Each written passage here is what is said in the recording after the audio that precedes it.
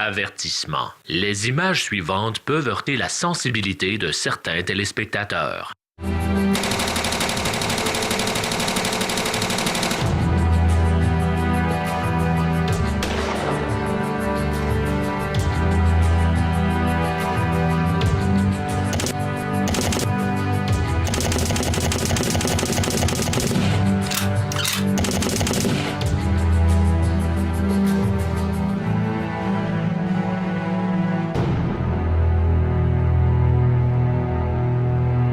Serions-nous entrés dans une culture de banalisation de la mort?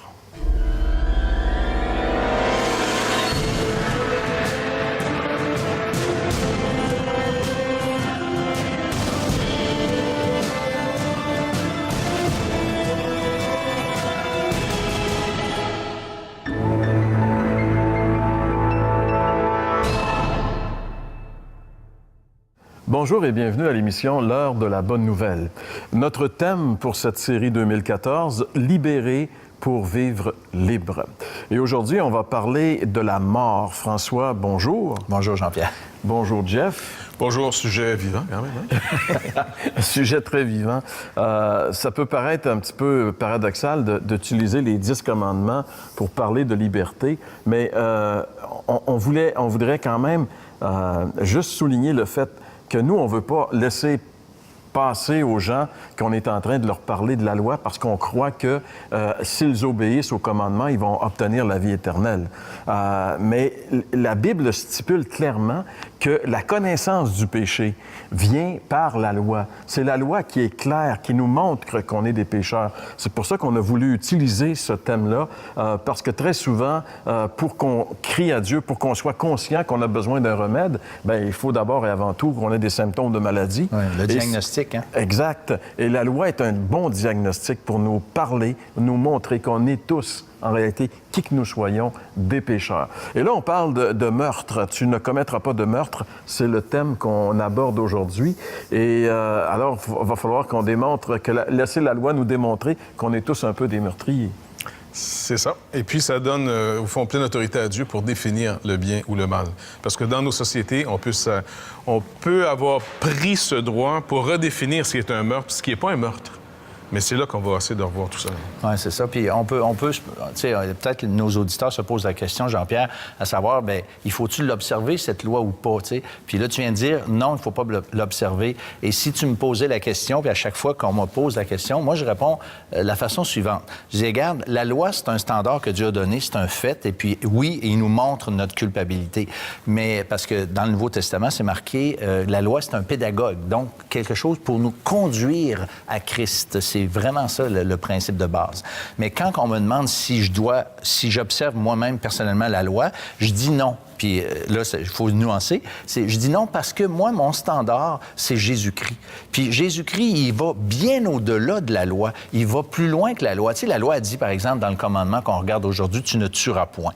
Mais moi, Jésus, lui, qu'est-ce qu'il dit? C'est aimer vos ennemis, priez pour ceux qui vous persécutent. Fait que tu comprends que si c'est ça ton standard, la loi, tu l'accomplis bien au-delà. Tu sais. Donc, mon standard, c'est pas la loi, c'est qu'est-ce que Christ a été, ce qu'il a lui-même enseigné.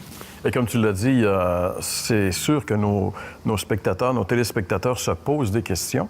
Mais toi, des fois, tu poses des questions aussi à nos téléspectateurs. Oui, j'ai posé la question, Jean-Pierre, en relation avec le « tu ne tueras point ». J'ai posé la question, une des questions, entre autres, à savoir si vous avez été suffisamment en colère au point de vouloir ou frapper ou tuer quelqu'un. On écoute ensemble ce que ça a donné. Est-ce que ça vous est déjà arrivé d'être suffisamment en colère pour avoir envie ou de frapper, ou peut-être, pire encore, de tuer quelqu'un? Non. Jamais, jamais. En colère, oui, mais pas pour aller jusque-là. De frapper quelqu'un, oui, ça m'est déjà arrivé. Pas de là à tuer, mais Oui, juste en parole, en ayant une frustration par rapport à ça, je ferais pas de mal à une mouche. tuer quelqu'un, non. Frapper, on pourrait dire que oui. Non. Non? Non. J'aime pas la violence. Pas de tuer, mais avoir envie de frapper dans quelque chose, oui. Je pense que c'est normal. Selon vous, est-ce que les tribunaux sont suffisamment sévères face aux délits là, de meurtre, par exemple, puis des choses comme ça? sont pas assez sévères. Que pensez-vous de l'avortement? C'est personnel. Si les tribunaux sont assez sévères, je dirais non. Au Québec, non, je dirais qu'il y aurait du travail à faire là-dessus pour allonger les sentences, les peines. Puis, oui. Est-ce que vous trouvez que les tribunaux sont suffisamment sévères avec les gens qui ont tué? Plus ou moins. Qu'est-ce que vous pensez de l'avortement? C'est vraiment nécessaire pour la santé de la mère. L'avortement, je crois que c'est une bonne chose pour justement pour les femmes qui veulent pas garder leur bébé. Non, je crois que c'est vraiment quelque chose qui devrait légaliser et qui devrait continuer à être là, à être présent. Et encore une fois, François, on constate que finalement, les réponses sont toujours un petit peu les mêmes dans un vox pop. Oui. Mais écoute, Jean-Pierre, moi, en relation avec l'avortement puis l'euthanasie, OK, je suis conscient là, que c'est pas une question qui se répond par oui, par non. Puis ceux que j'ai questionnés nuançaient, puis je suis bien d'accord avec ça. Sauf que je peux pas m'empêcher de faire un lien. Il y a un de mes amis qui a dû déménager rapidement, puis il fallait qu'il se débarrasse de son chien. Puis il y a un autre de mes amis chasseurs qui a une carabine. Je l'appelle, je dis, écoute, mon chum, il aimerait ça se débarrasser de son chien, fait que tu peux-tu y mettre une balle dans la tête? Et il dit, non, il dit, François, il dit, je peux pas faire ça. Il dit, comment ça, tu peux pas faire ça? J'ai dit, tu tues des orignaux, puis non, il dit, j'ai pas le droit. Et là, tu sais, OK, pas le droit de tuer un chien, parfait, tu sais, tu le fais pas souffrir, là.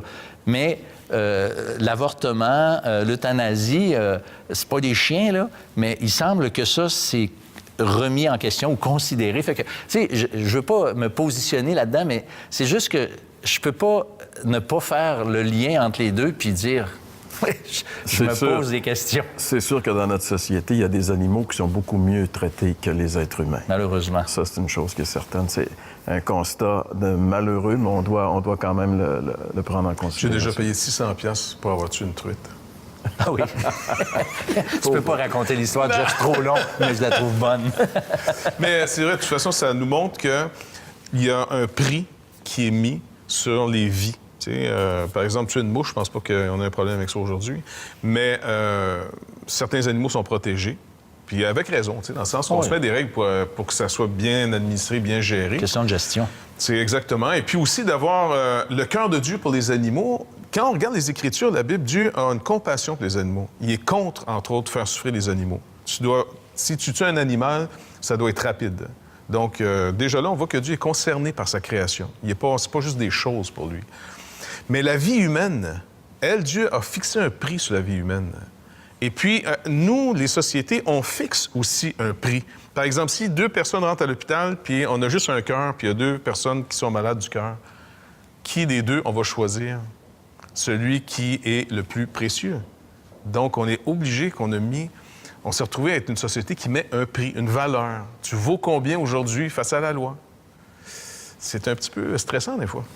Oui, et quand on parle de meurtre, évidemment, tout de suite, on pense à ces tueurs en série, par exemple, ou les meurtres, comme on a vu les images dans cette école il y a quelques années, et des choses horribles. Mais on peut tuer indirectement. On pense, par exemple, à ces jeunes filles qui se sont suicidées parce qu'elles ont subi de l'intimidation à l'école. En fait, l'intimideur n'était peut-être pas conscient, mais il a tué la jeune fille. Il l'a poussée jusqu'à ce qu'elle s'enlève la vie. Alors, d'une manière ou d'une autre, on est tous un peu potentiellement des tueurs. Tu sais, il y a une émission qui s'appelle « Un tueur si proche », et cette émission-là démontre que beaucoup de meurtres sont élucidés lorsqu'on réalise que la personne qui a été la meurtrier ou la meurtrière était très, très près de la victime. C'est rarement donc des étrangers, là. Oui, c'est ça. Et les policiers le savent. Et très souvent, ils vont travailler justement dans leur enquête proche.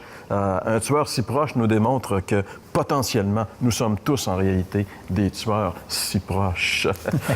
Si proches de tuer. Oui, et Dieu a des choses intéressantes à nous dire à ce sujet. On en parle au retour.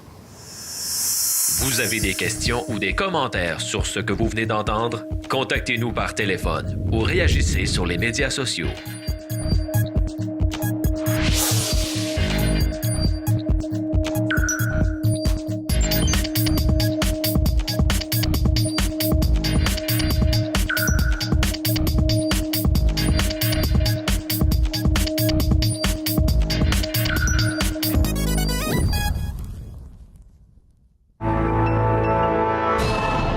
Eh bien, ce que Dieu a à dire sur le meurtre, ça tient en quelques mots seulement. Dans Exode chapitre 20, c'est ce commandement qui dit « Tu ne commettras pas de meurtre ». C'est simple, c'est clair.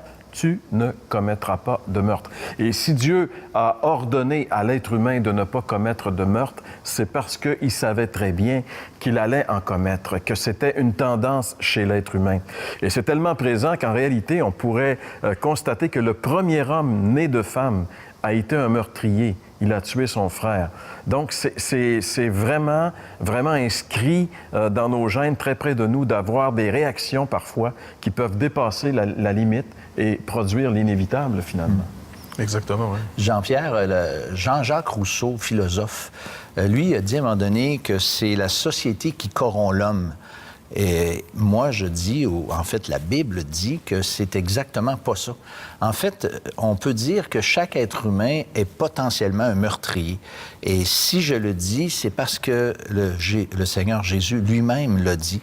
J'aimerais lire un verset là-dessus, c'est dans l'Évangile de Marc au chapitre 7, et le verset 21, on y lit ce qui suit. « C'est du dedans, c'est du cœur des hommes que sortent les mauvaises pensées, les adultères, les débauches, les meurtres, les vols, les cupidités, les méchancetés, la fraude, le dérèglement, le regard envieux, la calomnie, l'orgueil, la folie. Toutes ces choses mauvaises sortent du dedans et souillent l'homme. » Fait que c'est un diagnostic un peu dramatique, pour être honnête, de voir comment chaque être humain a le potentiel de toutes ces choses. Autrement dit, le problème, c'est pas dans le geste, c'est dans le cœur, dans nos cœurs à chacun, qui est le meurtre, qui est l'adultère, que sont tous ces péchés-là. Et ça c'est une très mauvaise nouvelle, mais ça, encore là, c'est comme un peu la loi. Le Seigneur nous montre un peu le problème, parce qu'on ne peut pas parler de solution s'il n'y a pas de problème. Bien sûr, le problème, comme le verset le dit, il est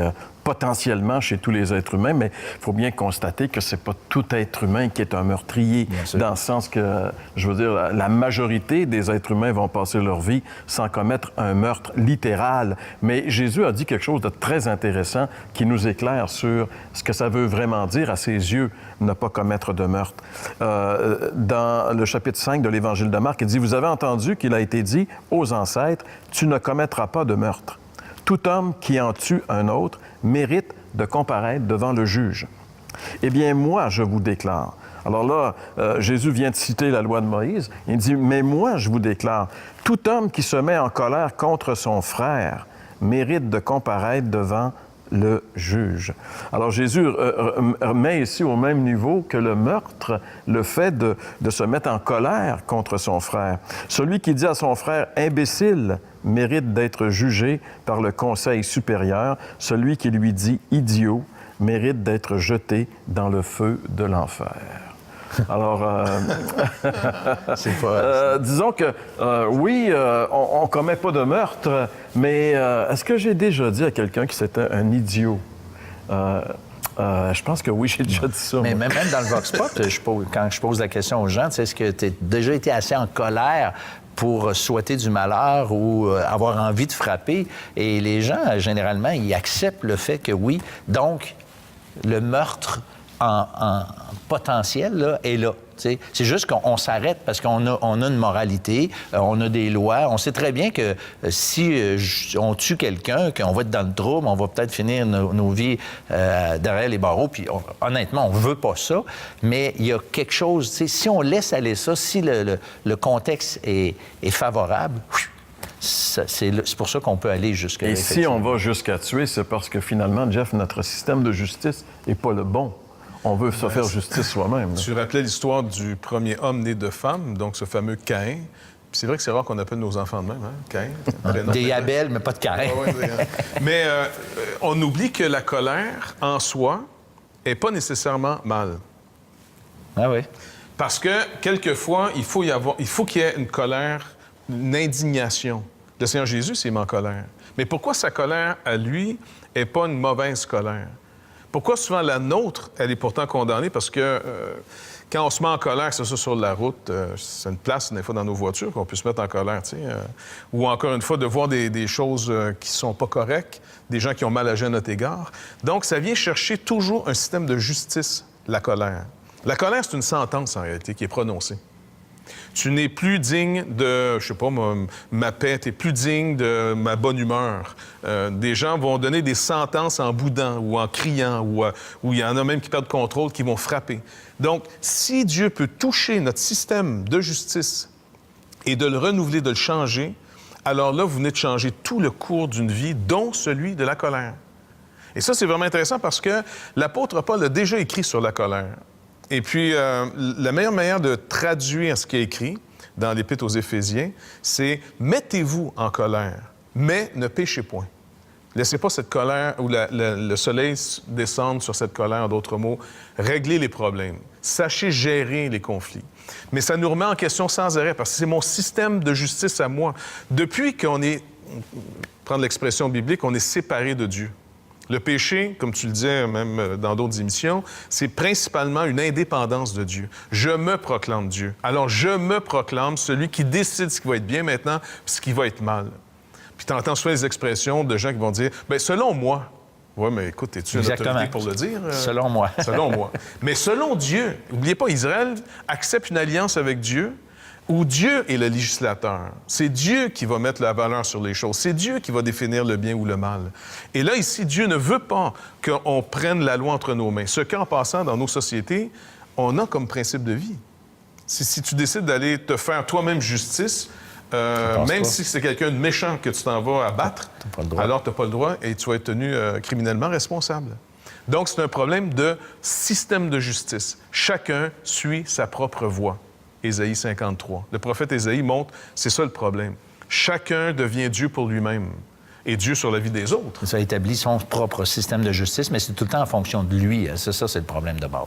Et c'est dans ce sens-là qu'on est tous, finalement, des tueurs potentiels, dans le sens que si les circonstances sont atténuantes, si je suis poussé à bout, si je contrôle pas ma colère, je peux poser justement le geste fatal. Et c'est arrivé à bien des gens. Il y a des gens qui sont en prison pour la vie parce qu'ils ont commis un meurtre, mais c'est pas des meurtriers dans le sens que c'est pas des gens qui tuent tout le monde. C'est parce que dans un moment précis, il a pété sa coche, comme on dit, tu sais.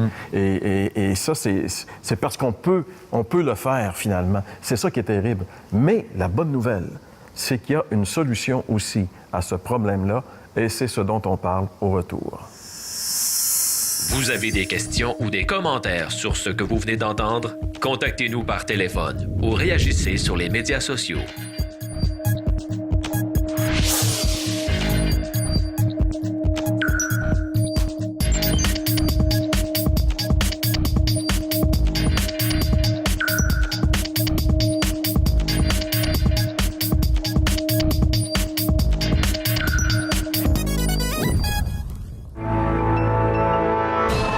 Puis on espère que vous n'êtes pas trop dans la confusion parce que dans le dernier bloc de notre émission, on a parlé du fait que Jésus dit dans le chapitre de Marc de ne pas se mettre en colère, alors que l'apôtre Paul dit que si vous vous mettez en colère, ne péchez pas.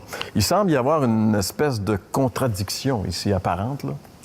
Non, c'est sûr, parce que l'Océan nous parle encore une fois de la loi. Quand il va dire aussi dans ce même sermon, que le fameux sermon sur la montagne, ne jugez pas. Et quand Paul va parler en disant il y a un problème dans l'Église de Corinthe, il dit « Moi, j'ai déjà jugé un tel homme. Ouais. » Il n'est pas en contradiction avec l'enseignement du Seigneur. C'est que l'apôtre Paul est en train de faire un jugement selon les lois de Dieu, selon ce que Dieu déclare des choses. Tandis que Jésus, il est en train d'exposer finalement l'enseignement de la loi, dit « N'ayez pas votre propre jugement des choses. » Dieu seul a le droit de juger. Par exemple, nous, dans notre société d'aujourd'hui, j'ai pas le droit, moi, par exemple, d'aller pêcher dans une rivière à saumon, même si je pense que j'ai un permis, finalement, pour de la truite, puis je vais juste pogner de la truite, puis je laisse les saumons tranquilles. Ça va me coûter 600 $. Ça va me coûter 600 $. Puis en plus, je ne le savais même pas! Mais dans le sens que je peux pas dire au juge, bien, écoutez, d'après moi, c'était pas mal. Le juge va dire, écoutez, mon pauvre petit monsieur, la loi, c'est pas vous qui faites les lois. On peut pas plaider l'ignorance de la loi. En plus. Donc, devant Dieu, à plus forte raison, parmi les hommes, on a cette règle qui est tout à fait légitime et normale. Donc maintenant, qui a ce droit d'établir la loi, la véritable loi, le véritable jugement qui déclenche des colères véritables? Nos colères sont peut-être pas des bonnes colères parce que notre système, notre point de vue, notre justice est peut-être mauvaise. C'est pour ça que le péché nous ayant séparés de Dieu, on est tous devenus des petits dieux. Et comme Dieu, on fait des lois. Et d'après nous, nos jugements personnels deviennent la raison de nos colères. C'est pour ça qu'il y a des gens qui ont souvent, il y a des gens qui ont des gros problèmes de colère. Ça gâche leur vie, puis surtout les gens autour d'eux autres. Ces gens-là vont en thérapie, et souvent par la thérapie, on essaie de leur faire changer leur mode de jugement, ce qui déclenche une colère. Encore une fois, une colère, c'est une sentence d'une loi dans mon système de justice qui vient d'être brisée. Change la loi, tu changes la colère. C'est aussi simple que ça. Ça l'annule. C'est pour ça que Christ est venu pour nous dire, vous n'avez pas le droit de juger. Dieu seul a le droit de mettre la valeur, de déterminer le bien ou le mal. C'est l'alliance qu'il avait faite avec Israël, mais c'est aussi l'alliance qu'il fait avec le monde entier. C'est pour ça que nos consciences nous accusent ou nous justifient tour à tour. Donc, ça donne rien de juste dire, OK, je ne ferai pas de colère. D'abord, c'est impossible, parce qu'il doit y avoir des indignations normales. Si quelqu'un est en train... Il y a des injustices dans la vie, donc l'indignation est justifiée. Si tu réagis pas, on dit, hey, allume... C'est une émotion tout à fait normale. Les colères, c'est normale. Sauf que ce qui la produit peut être juste ou injuste.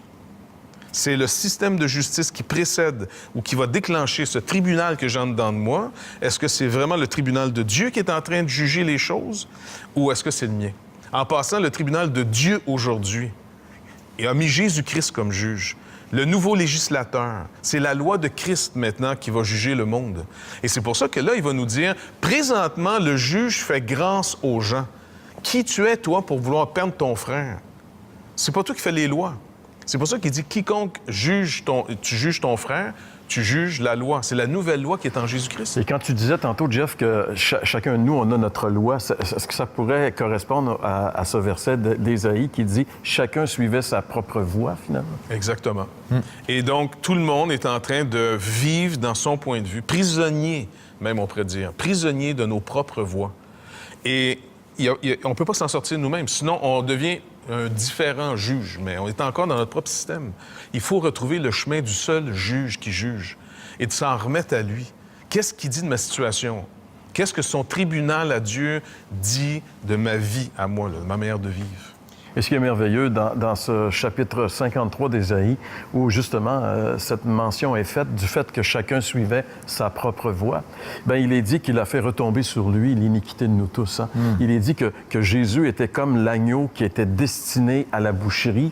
En d'autres termes, il y a un verset du Nouveau Testament qui dit que Dieu n'a pas épargné son Fils, mais qu'il l'a livré.